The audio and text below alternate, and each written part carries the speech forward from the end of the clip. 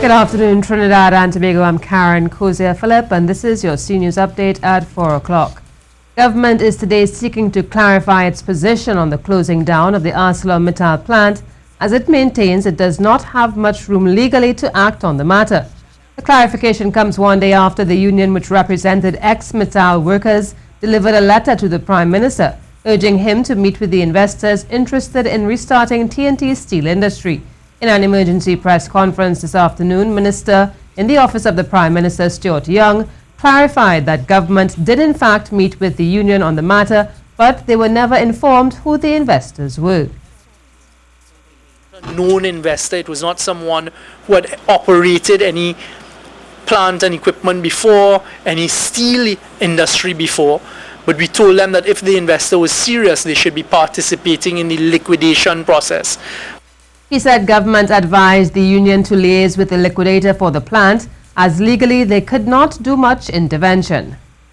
The Minister of Labour went further to point out that the ArcelorMittal plant was in liquidation, and it was up to the liquidator to decide to whom the plant is to be sold and on what terms.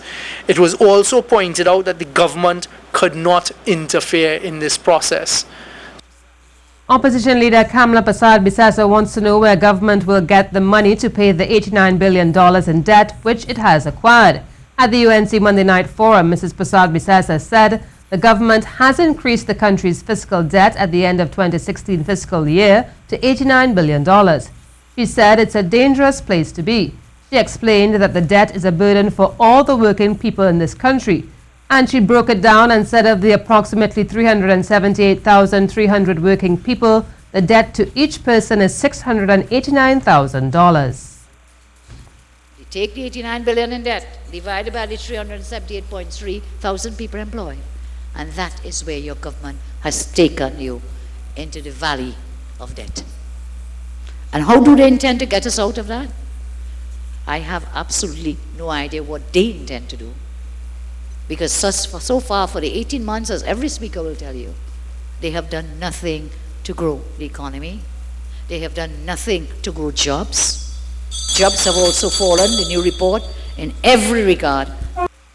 The northeastern U.S. states of New York, New Jersey, Pennsylvania, and Virginia have declared states of emergency as a huge winter storm sweeps in, bringing heavy snow.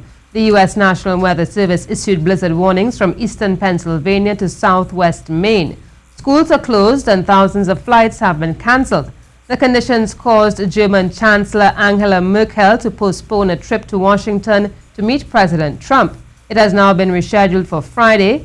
With winds of up to 60 miles per hour, the storm is causing severe disruption for commuters across many parts of the Northeast. While a change of heart or caving into pressure, either way, Mexico's Soccer Federation has gotten tough with two players who clashed with referees and issued one-year bans.